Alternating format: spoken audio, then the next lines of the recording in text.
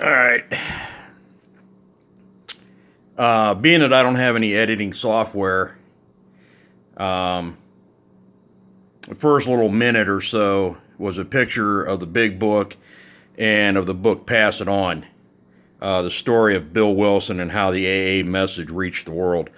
Being that I can't edit them together, you got a minute something video, and now because I couldn't change the camera back to facing me, it's kind of clunky. But anyway, the deal is that, so I said in my first video, I got sober almost 15 years ago with the help of AA and the people in it. The thing is, I was really active in AA for about 8 years, and then my mental problems curtailed, except in a sporadic manner, me going to meetings and hanging out with those guys. One of the things that set me off on a path like that was my sponsor died. And also, if you want to call him, for ease of conversation, I'll call him my well, fuck it. He was a good friend. All right.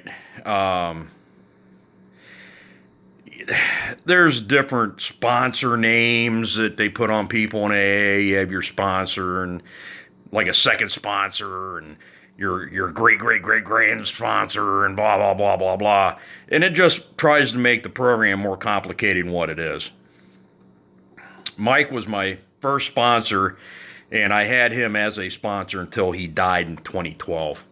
He died of cancer. In fact, he died pretty quick.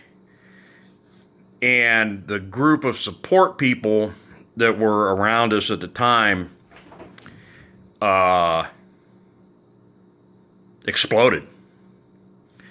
They disappeared. And what really pisses me off is the way they treated Mike's wife. As she says it, she's more than just an appendage that was attached to his dick. And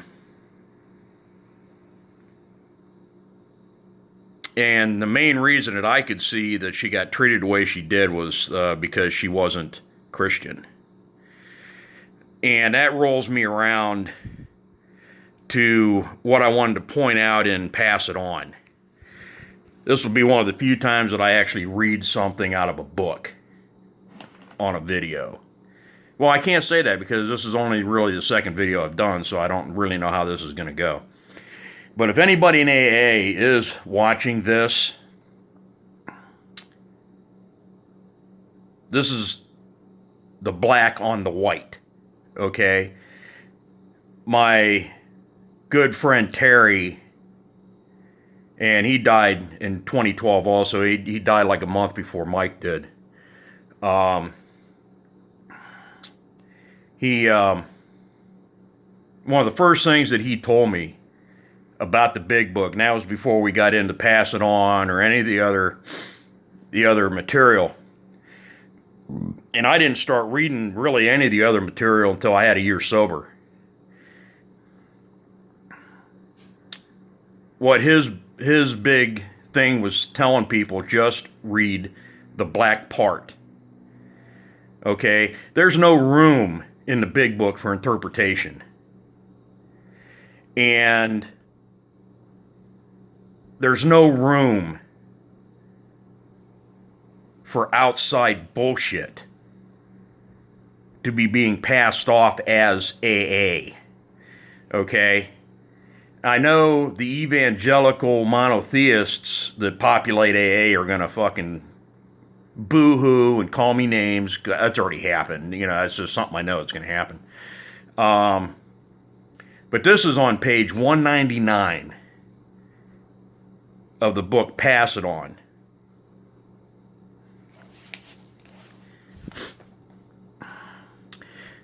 Bill's first 3 steps were culled from his reading of James, the teachings of Sam Shoemaker, and those of the Oxford Group. The first step had to do with calamity and disaster. The second was an admission of defeat, that one could not go on living on the strength of one's own resources. And the third was an appeal to a higher power for help. As Bill remembered it, he had 2 late callers that evening, his close friends Horace C.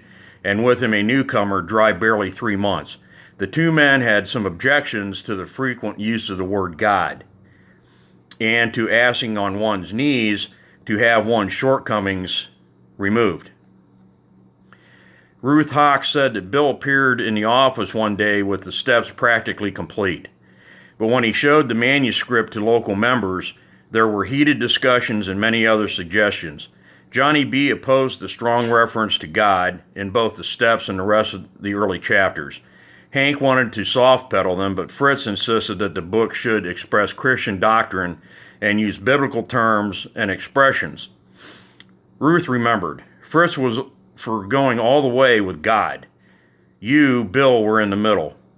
Hank was for very little, and I, trying to reflect the reactions of the non-alcoholic, was for very little.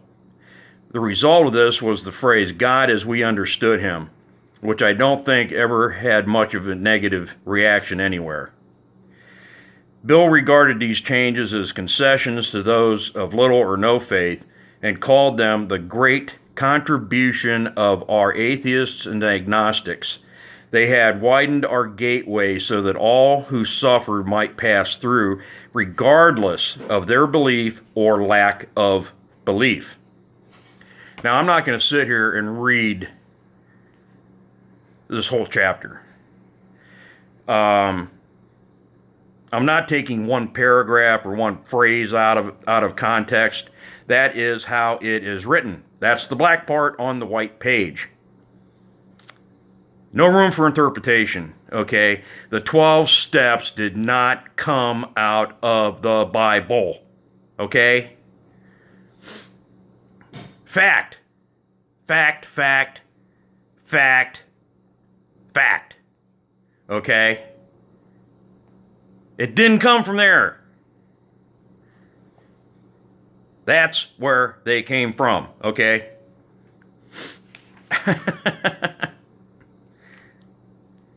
Yes, I'm adamant about that.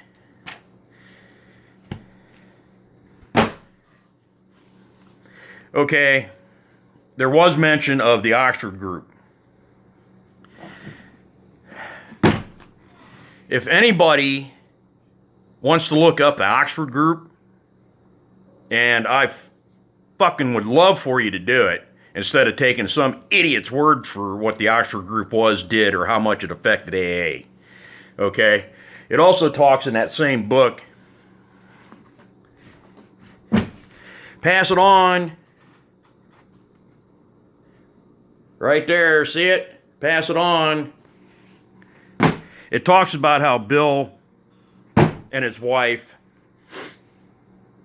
were kicked out of fucking Oxford Group because they were working with gutter drunks. Me, okay?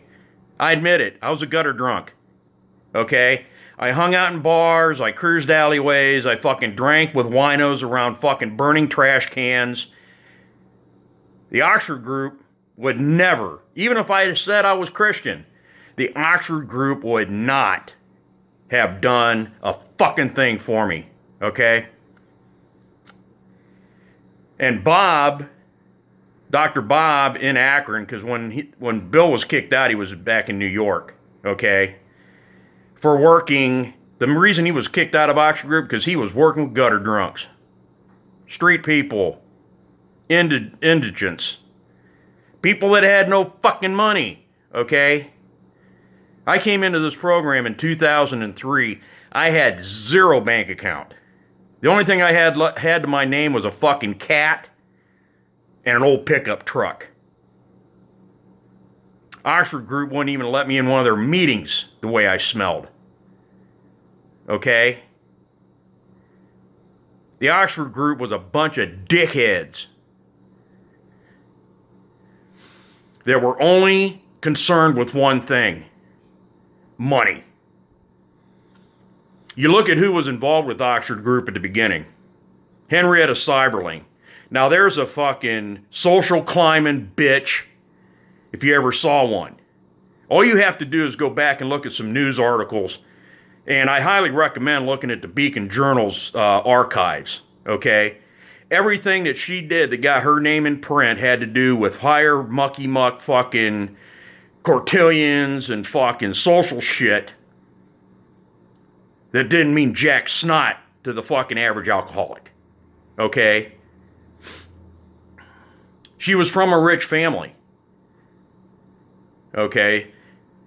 She didn't give a fuck about gutter drunks, all right? The only reason that she even had any contact with Dr. Bob was because he was a doctor. And nobody knew what kind of a drunk he was in society. Now his co-workers did, and the nurses that worked with him, and the patients probably that saw him knew he was a drunk. But Henrietta didn't, not until she was told by Bob's wife, because she was trying to get him help. All right? I don't know what people don't understand about this shit. Okay? After Bill and Bob separated themselves from the Oxford group, look at history. Okay? Where did the Oxford group go? The Oxford group never, ever got one person sober. They were invited to Akron by one of the big rubber fuckers because his kid was a drunk and he thought they could get him sober. Didn't happen. All right? Poor bastard died as an alcoholic. The Oxford group was bullshit. Their four absolutes are bullshit. They're unattainable by any human standard. And they're not even a good benchmark to shoot for, because they are impossible. I would read them here, but I have absolutely no fucking Oxford group shit in my house. I won't even touch anything that says Oxford group on it. Okay? The pamphlet that you can get down at Intergroup even states in the first paragraph that is not, Oxford group was not Alcoholics Anonymous. But you still see the fucking pamphlet on the giveaway tables at meetings. All right? And that brings me to another non-AA shit that's wormed its way into Alcoholics Anonymous. The Lord's Prayer. All right? The Lord's Prayer is fucking Christian. It's monotheistic. And the version that they use is not even the original translation of the prayer. Okay? The original translation was written in Aramaic.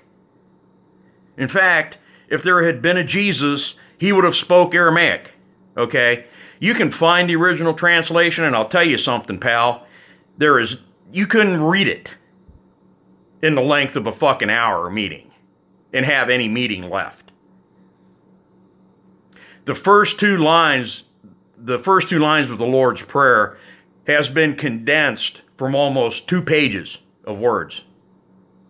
So when you condense something down from 2 pages down to 2 lines, you're losing some meaning. Okay?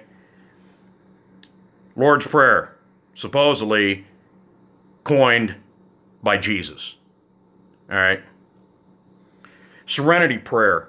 Christian prayer, people. Just because we only read the first paragraph in a meeting does not mean that it isn't Christian. Okay, quit trying to make excuses for it. Prayer requests.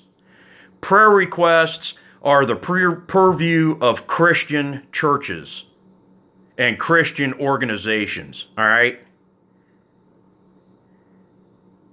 That's another reason that 24 Supreme Court decisions, federal court decisions,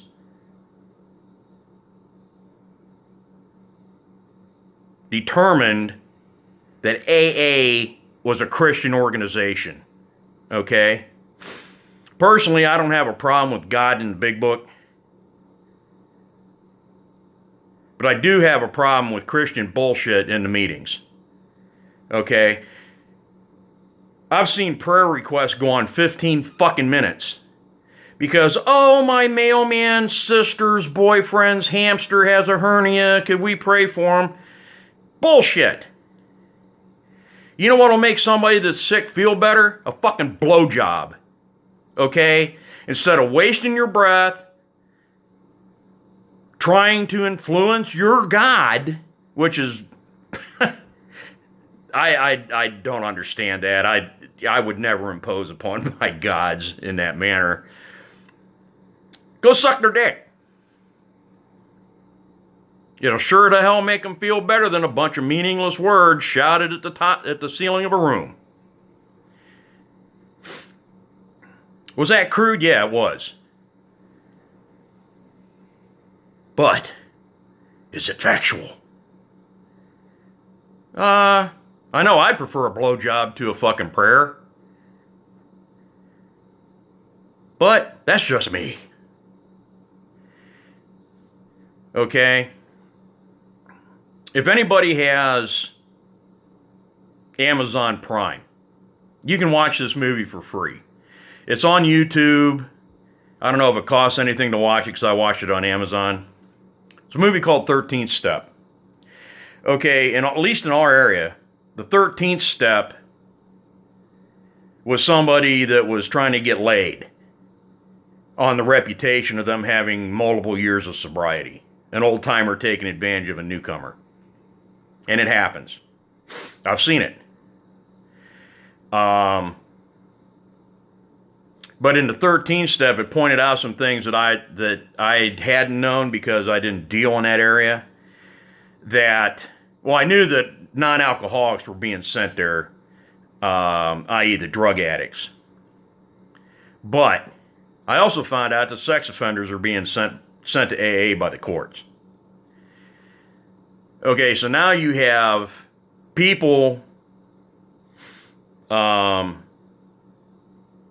shaky ground to begin with, trying to figure out how they're going to live the rest of their life with no more drinking. And now you got some fucking sexual predator sitting next to them that shouldn't be there.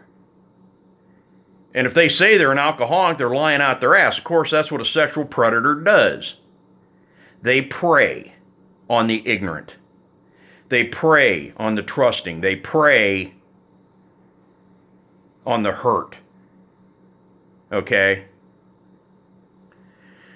I talked to some women that I know and I still have contact with in the program. And I asked them about this. And it must have been a fucking, like, really well-kept secret because every one of them I talked to agreed with me that there are sexual predators in AA that aren't alcoholics.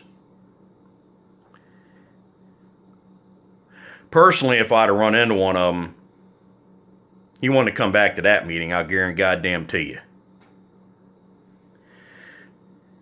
It's hard enough for a man to get sober in Alcoholics Anonymous. It's even worse for a woman. It's harder because of the way they're treated. And that's by real drunks. But we're learning. We're learning how to live. We're learning how to lead our lives without alcohol. So that's a lot of learning to do. Okay, so I don't condone it, but I expect it. And it should be dealt with within the rooms. But you got a guy that's a sexual fucking predator. He's been in jail. He's there on as a fucking, because it's a fertile hunting ground that he happened to find because his parole officer said he had to go there.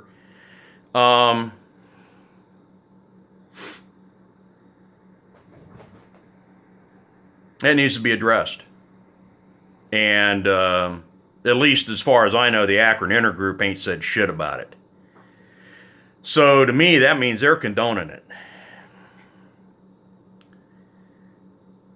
That might not be good logic, but as much as they say, well, there's no fucking hierarchy in AA, bullshit, there is, because the alcoholics have put it in place. They put people on pedestals. They think, oh, he's got 10 years sobriety. He's really got it going on. Well, let me tell you something, pal. If that motherfucker's a predator, why would he leave his hunting ground? I don't care if he's got 30 years. He ain't sober. Because he was never a drunk. He was an asshole. Okay? Now, that's not saying that a sexual predator can't change his stripes. But if you're not an alcoholic and you're hanging out in the rooms of Alcoholics Anonymous, that pretty much tells me that you're still a predator. And you need to be dealt with.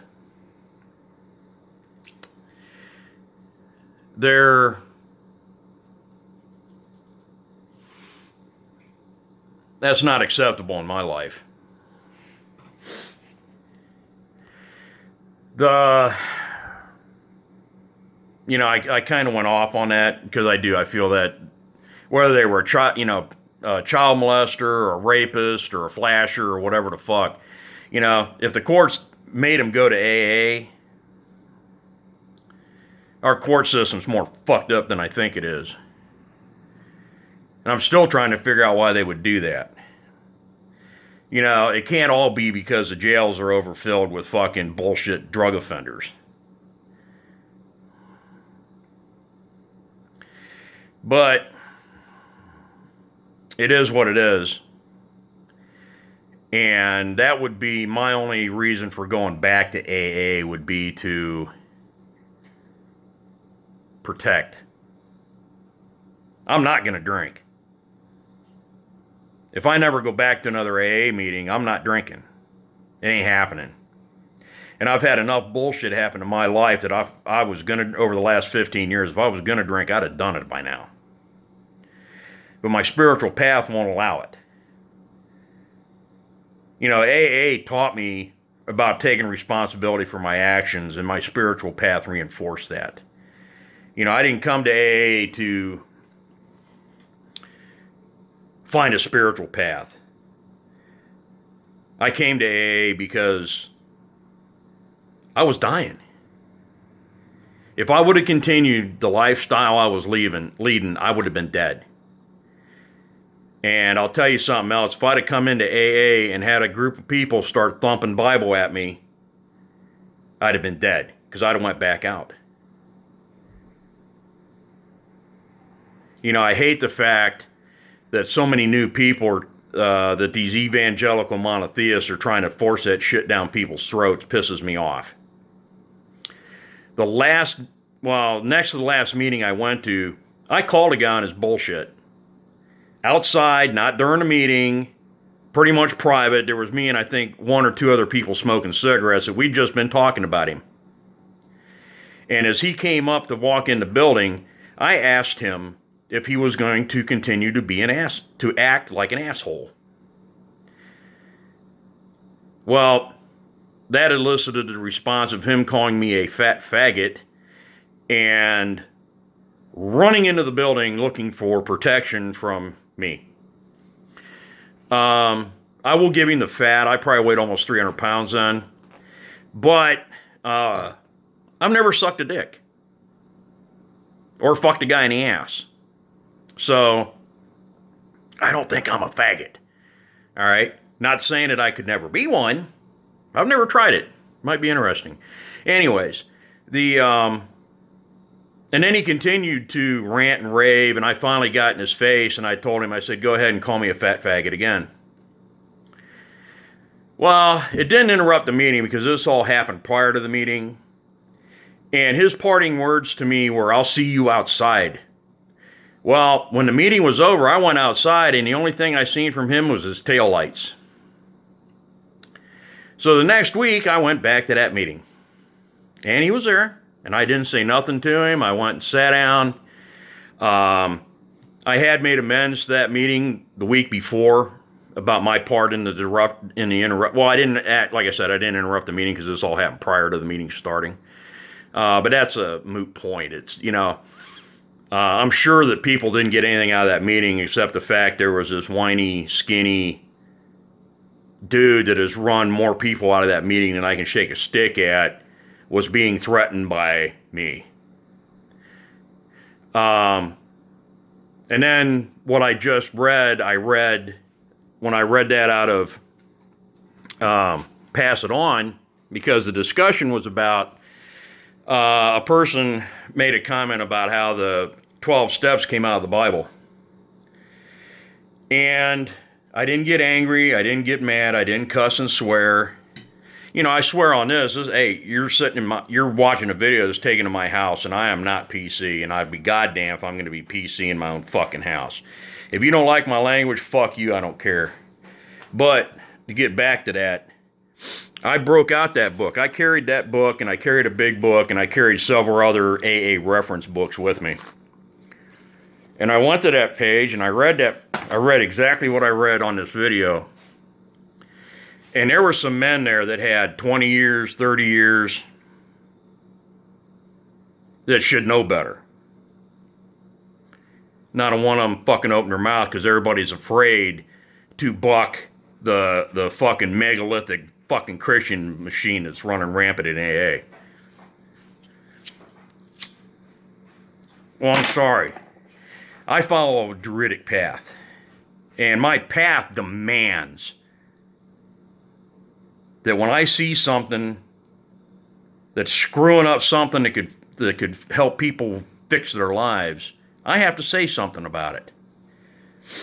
And like I said in the meeting, I didn't cuss and stuff because I didn't want to ruffle their monotheistic feathers.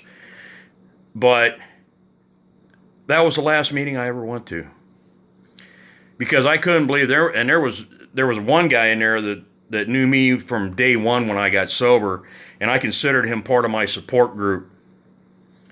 And as far as I know, he's not Christian. Or if he is, he's very lightweight Christian. He's not an evangelical Bible thumper, okay? And I understand that he's sick. And I understand that he probably, because of cancer, he doesn't have much time left. But to sit there and not open his mouth blew my mind. And that showed me how deep this Christian infection has infected AA. It's bullshit. It's total fucking bullshit.